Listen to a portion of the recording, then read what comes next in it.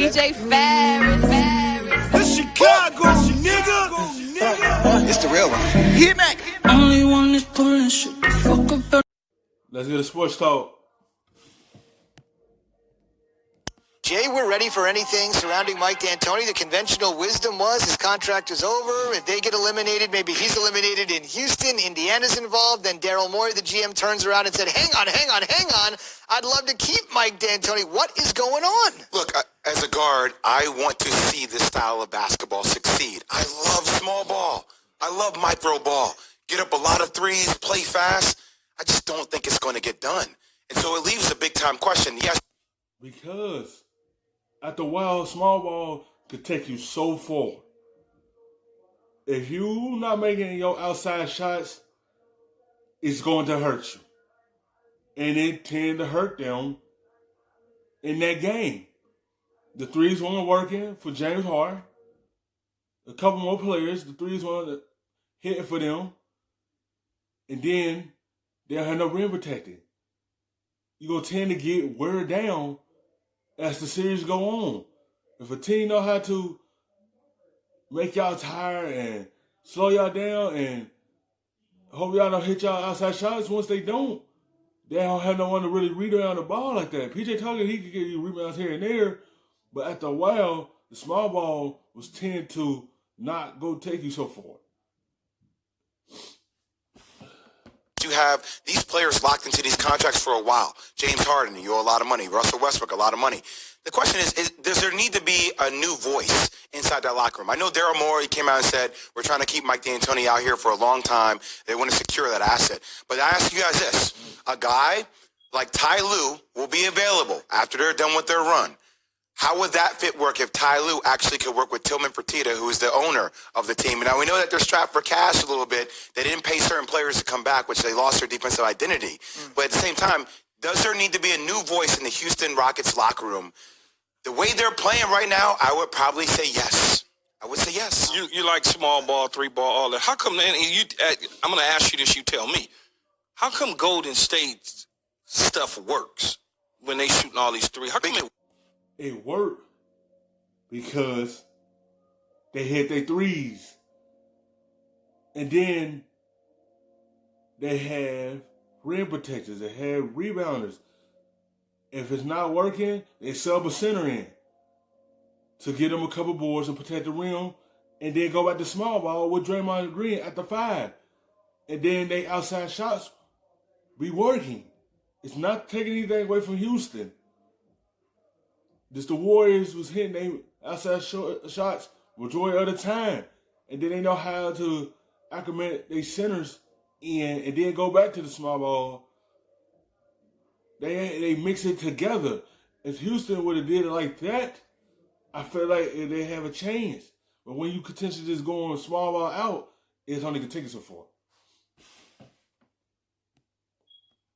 Work because Golden State actually tries to defend. Okay. And if you watch the game, I can't. How many layups do you watch? Key, your squad, it's like they get 20 layups a night. Yeah. A night. Like LeBron's not even met with any kind of force. Now, granted, when you trade Clint Capella, you get him out, right? You lose your rim protector. You're playing fast. You're going with small ball. Can't you go find another rim protector at a cheaper price? That's a rim protector? Like a JaVale McGee, for instance, that fit right in with what the Lakers want to do as well as what Golden State did when he was there. Yeah, you could. You could do that. I mean, but ultimately then you're back in the same boat. Like LeBron comes back next year, he'll be there with AD if AD decides to stay, which we all know AD's probably going to stay.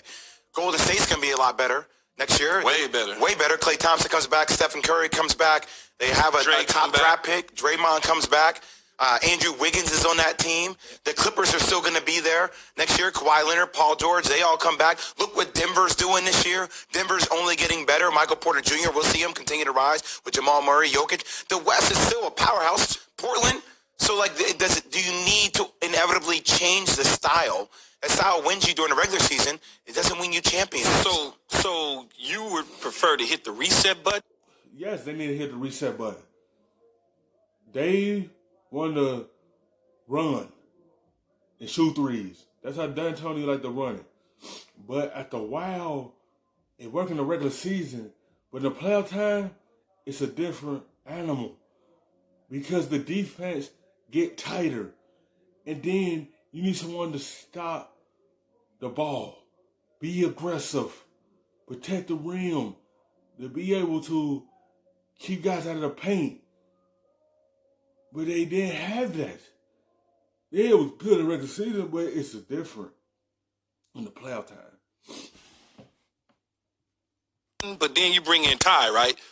Maybe Ty doesn't like the roster, the makeup, because he can't run what he wants to run with those guys on it. Okay. So maybe the reason that Mike D'Antoni has another, I don't want to say another year or two is because somebody doesn't want the job and they're already out there kind of putting feelers out and realize, well, the guys that we want don't want it, so we might as well keep him. So you're saying D'Antoni's winning by fault?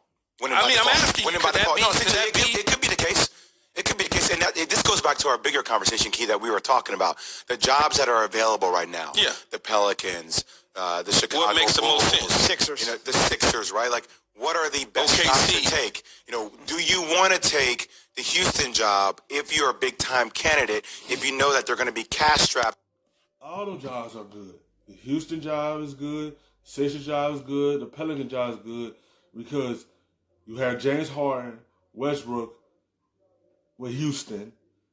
Philly, you have Ben Simmons, Tobias Harris, Embiid, Horford, Richardson. Like you have Zion, Lonzo, and he's still there. You have Ingram, and he's still there. So those three jobs are good jobs to go to coach.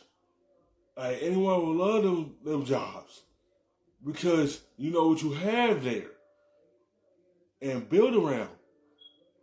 And you could just pick up what that coach left off. OKC job is going to be a rebuild mode if they don't bring back Chris Paul or Gallinari. But that's still a good, solid job because you have Alexander there to build around, and you still have Adams there.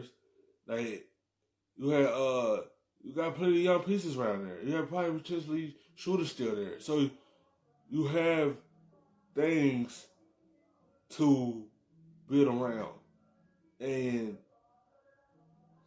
you can have a winning culture right there. If you're locked into this team, how do you do that? That's a big-time question that a lot of free agent coaches are going to ask themselves. Ruben, you're hired. No. Oh, I'll take it. I don't even know what it is, but I'll take it. Take it. Guarantee money. Take it. Thanks for watching ESPN on YouTube. We're live.